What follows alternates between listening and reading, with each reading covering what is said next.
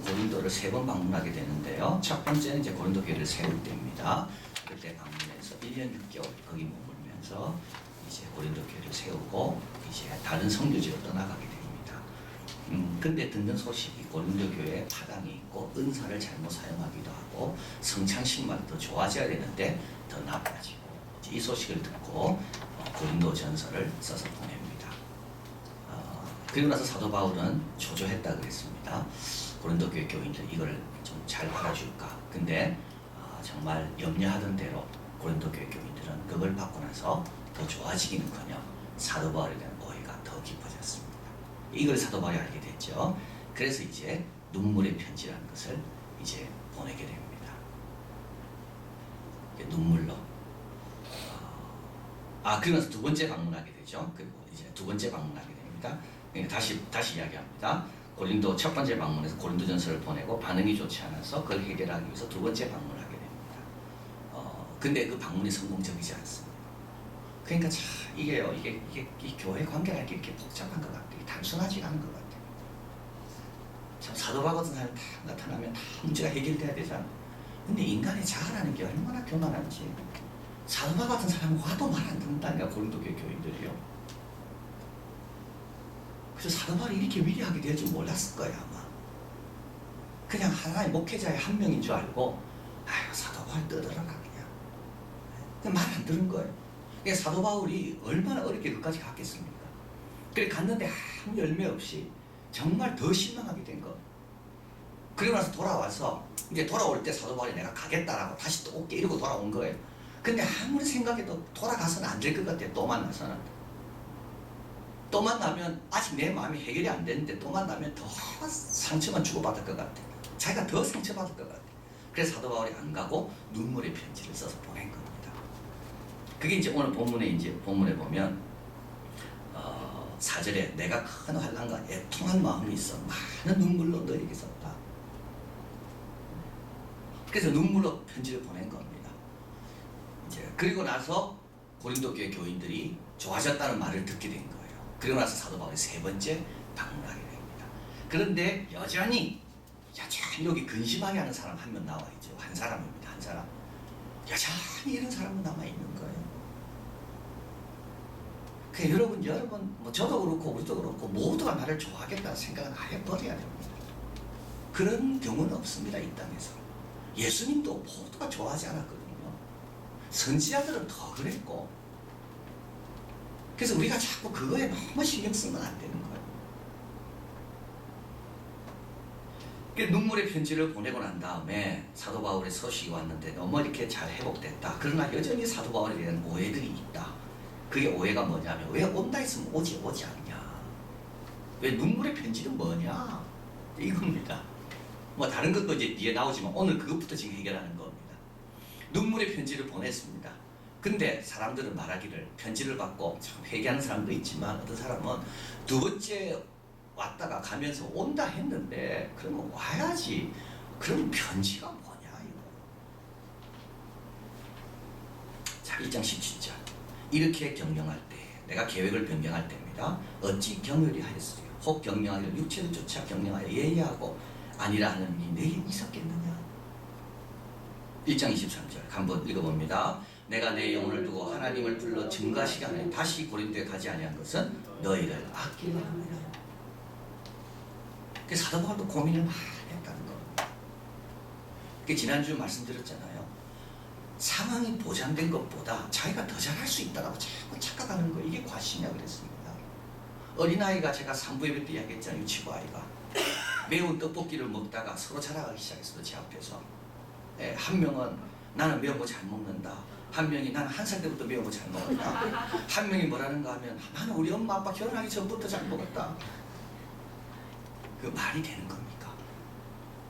상황이 보장된 것보다 더 자기의 판단을 믿고 있는 우리가 다 그래요. 사실은 내가 그만큼 판단할 만큼 그런 상황이 나에게 없는데도 불구하고 내가 내 영혼을 두고 하나님을 불러 증거하게 하시노니 다시 고린도에 가지 않은 것은 너희를 아끼려 합니다. 그런데도 고린도 교회 교인들은 뭡니까? 사도 바울은 변덕이 심하다. 왜 말했으면 행동하지 않나? 자, 여기 이제 사도 바울이 그걸 이제 쭉 설명하는 겁니다. 쭉 내가 가지 않는 건 왜 안 가는가를 사도 바울이 지금 설명하고 있는 겁니다. 자, 여기 사도 바울의 지혜가 나타납니다. 내가 다시 근심으로 너희에게 나아가지 않기로 스스로 결단한다. 내가 이런 상태로 너희한테 가서는 안 되겠다. 사도 바울은 먼저 자기를 잘하는 겁니다. 이런 상태로 가가지고는 나는 하나님 원하는 열매 맺기에는 지금 내 상태가 너무 힘들다. 그래서 근심으로 너희에게 나아가. 이 근심이 해결될 때까지는 차라리 편지를 쓰고 기도하는 게 낫겠다. 사도 바울의 지혜입니다. 내가 너희를 근심하게 하면 이제 만약에 가서 그래서 막 사도 바울이 정리가 안 된 상태에서 만나면 성도들도 또 상처받겠죠. 그러면 나의 근심하게 한 자밖에 아마 그 사람은 회개할지 몰라서 나를 기쁘게 할지는 몰라도 다른 사람들은 또 힘들어진다는 겁니다. 그 뜻입니다. 그래서 사도 바울 가만히 생각해 보니까 그냥 이 상태에서 그냥 편지를 보내고 이것이 식을 때까지 기다리는 게 좋겠다. 이게 사도 바울의 지혜입니다. 두 번째는 사도 바울의 믿음입니다. 1장 24절 읽어봅니다. 우리가 너희의 믿음을 주관하려는 것이 아니요 오직 너희 기쁨을 돕는 자가 되려 함이니 이는 너희가 믿음에 샀습니다. 이제 스스로 잘 해결할 거다. 내가 꼭 굳이 안 가도 된다.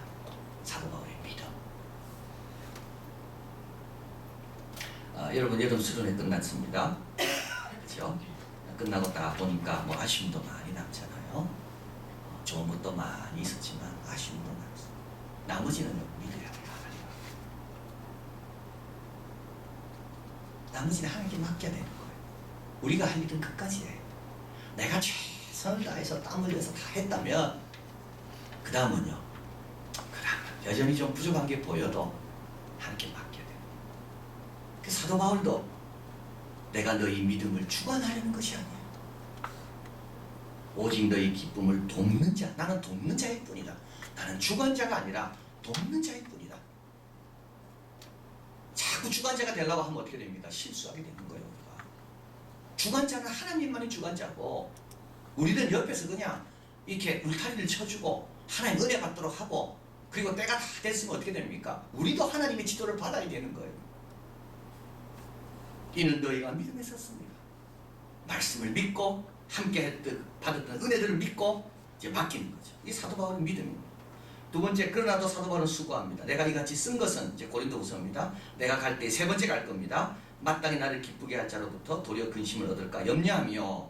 그래서 이제 다 풀었고 다 해결됐다는 걸 알려주기 위해서 이걸 쓴다는 겁니다. 너희 무리를 대하여 나의 기쁨이 너희 무리와 너희 무리 기쁨인 줄 알려주기 위해서 내가 고린도후서를 적는다.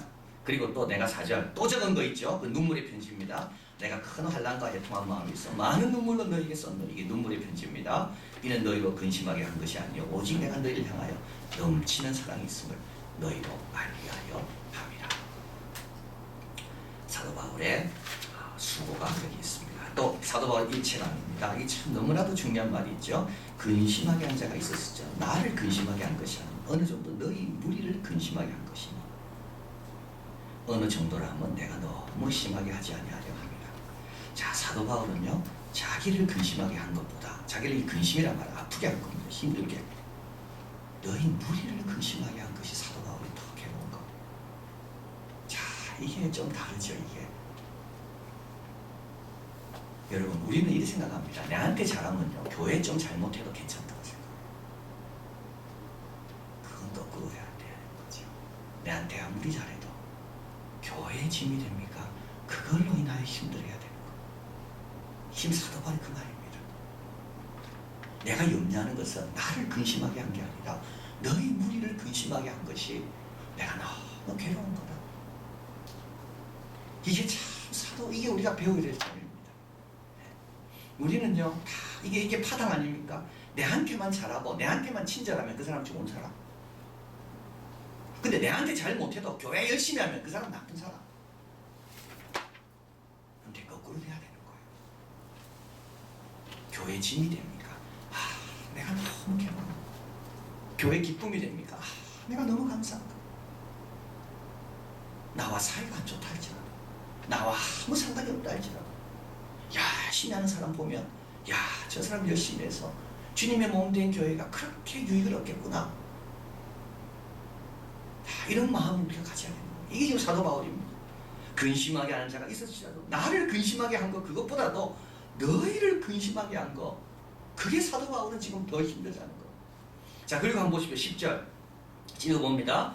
너희가 무슨 일이든지 네게 용서하면 나도 그러하고 내가 만일 용서한 일이 있으면 용서한 그것은 너희를 위하여 그리스도 앞에서 한 것이다.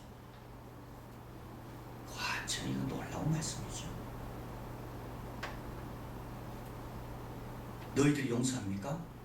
나도 당연히 용서합니다. 와, 너무 놀라운 말 아닙니까? 우리는 용서는 개인적인 것만 알았습니다. 내만. 그러나 다른 사람이 용서했습니까? 나도 용서합니다. 자, 그리고 내가 용서합니까? 그거는요, 내 개인적인 문제보다도 너희를 위하여 그리스도 안에서 용서하는 거. 자, 이게 1장 6절에 나와 있는 말씀과 같죠. 우리가 환난 받는 것도 너희 위로와 구원을 위함. 이게 다 연결된다는 겁니다. 혹시 위로받는 것도 너희 위로를 위함이니. 이 위로가 너희 속에 역사하여 우리가 받는 것 같은 고난을 너희도 견디게 하느니라. 내가 환난 받는 것은 내 환난 때문에 너희들에게 위로가 임할 것이고 다 연결된다는 겁니다. 그리고 내가 위로받을 때도 너희들에게도 위로가 임할 것이고, 혼자라고 보지 않는 것을 사도가 이게 다 연결적으로 보는 겁니다. 자, 그래서 용서도 마찬가지입니다. 우리는 용서는 아주 지극히 개인적인 것만 생각했어. 그러나 너희가 용서하면 나는 마땅히 용서해야 된다. 내가 용서하는 이유도 사실은 너희를 위해서 내가 용서한 거. 이게 몸의 비유입니다. 이게 몸입니다. 참 어려운 겁니다. 이게. 우리는 너무 개인주의적인 게 있어가지고 내한테 잘하고 내가 용서하는 게 중요하고 내가 뭐 해결하는 게 중요하고 내가 위로받는 게 중요하고 우리는 내가가 너무 중요하잖아요. 그런데 나는 용서하기 싫어도 너희가 용서했습니까? 나도 용서하는 거. 나는 받아들이기 싫어요. 근데 너희들이 받았습니까? 그럼 나도 받아들여요.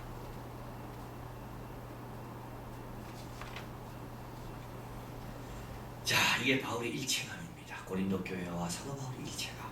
자, 그리고 마지막으로 사도 바울의 지도입니다. 그런즉 너희는 차라리 저를 용서하고 위로할 것이고 저희가 너무 많은 근심에 잠길까 두려워하느라 그러므로 너희를 고난의 사랑으로 저희를 나타내라. 너희가 범사에 순종하는지 그 증거를 알고 내가 이것을 너희에게서 뭘 할 건지 사도 바울은 또 알려줍니다. 11절 이는 우리도 사단에 속지 않게 하려 합니다. 우리가 그 괴계를 알지 못하는 바가 아니로다. 사단에 안 속는 방법은 뭐죠? 용서하고 순종하고 사랑하고 이게 사단에 안 속는 겁니다. 자, 그래서 이제 결론입니다. 1장은 위로입니다. 1장에서는 3장에서 11장까지 위로란 말이 10번이나 나옵니다. 위로. 이제 2장에서는 주제가 근심입니다. 자, 그래서 환난 중에는 반드시 있는 것이 위로라 그랬습니다. 환난 가운데 소망을 갖게 하는 것은 위로가 있기 때문이고 위로의 목적은 고난을 견디게 하는 것. 그리고 우리는 위로의 하나님을 결국은 찬양하게 될 것입니다. 갯날만 있다면 땅은 사막이 될 겁니다. 그래서 하나님께서 고난과 환난뿐만 아니라 더 큰 위로로 믿음이 자꾸 굳세질 수 있도록 그래서 우리를 그렇게 인도하신다. 위로에 대한 말씀 1장에 있었고요. 근심에 대한 것은 2장 1절에서 10절까지 8번 나옵니다. 해결이 안 되면 거리를 좀 둬라. 주님이 해결한다. 그리고 근심을 나누는 자가 됩니다. 몸의 지체로 함께 고민하고 함께 기도하는 것. 너희를 근심하게 한 그것이 곧 나를 근심하게 한 거다. 이 같은 거고요. 그리고 지침을 주는 자가 되죠. 소망과 할 일을 또 알려주는 겁니다. 소망을 가져라. 소망을 가져라. 기쁨은 온다. 그리고 할 일, 위로하고 용서하고 너무 힘들지 않도록 길을 열어줘라. 그리고 마귀의 길에 빠지면 안 됩니다. 마귀의 길에. 마귀는 뭡니까? 내 의를 자꾸 드러내게 하는 거지. 순종하지 않도록 마귀를 계속 유혹하는 거. 용서하고 순종해라. 그죠? 그래서 근심에 대한 말씀. 근심이 있을 때 여기서 말하는 근심은 걱정, 염려가 아니고요. 이건 마음의 상처를 이야기하는 거예요. 마음의 상처, 쓴뿌리 이런 것들이 관계 속에서 만들어졌을 때 거리를 두고 또 좀 나누고 대화하고 그죠? 그리고 그것을 들을 때 함께 고민하고 함께 기도하고 그래서 제가 보니까 이 고난을 받는 사람이 정말 성장하더라고요. 그건 다 맞더라고요. 고난을 주는 사람은 성장하지 않습니다. 고난을 받는 사람이 성장합니다. 고난을 받는 사람이 힘들거든요. 근데 누가 성장하는가 가만히 보면 고난을 주는 사람은 절대 성장하지 않습니다. 고난을 받는 사람, 참는 사람. 근데 이렇게 혼자 못 참기 때문에 옆에 누군가 도와주는 사람이 있어야 되는 거예요. 함께 기도해주고 소망을 주고 할 바를 알려주고. 그럴 때 마귀의 계기에 빠지면 안 된다. 그래서 말씀을 기억하시고 오늘은 특별히 여러분 기억할 것은 용서는 내 개인적인 것만 생각했는데 저 사람이 용서했으면 나도 용서해야 되는구나. 그리고 내가 용서하는 것은 또 저 사람을 위해서도 용서하는 거구나. 이 몸의 비밀, 예수님의 몸에 붙어있는 우리는 이 참 신비로운 연합체 하나구나. 그걸 기억하시고 말씀대로 또 이 근심, 상처 그걸 넘어서 사도 바울처럼 세 번째 방문 때는 아주 은혜스럽게 되는 그날이 올 줄 믿고 또 좀 위로도 받으세요. 사도 바울도 일이 어려웠구나. 사도 바울도 일이 어려웠구나. 환난과 근심과 눈물 가운데 이런 편지를 쓸 수밖에 없는 사도 바울의 그 심정. 그렇게 헌신해도 그렇게 목숨을 바쳐도 그저 사도 바울을 격려하는 사람보다는 사도 바울에 대해서 계획을 왜 바꿨냐고. 그럼에도 불구하고 사도 바울은 끝까지 안 가는. 기도하겠습니다.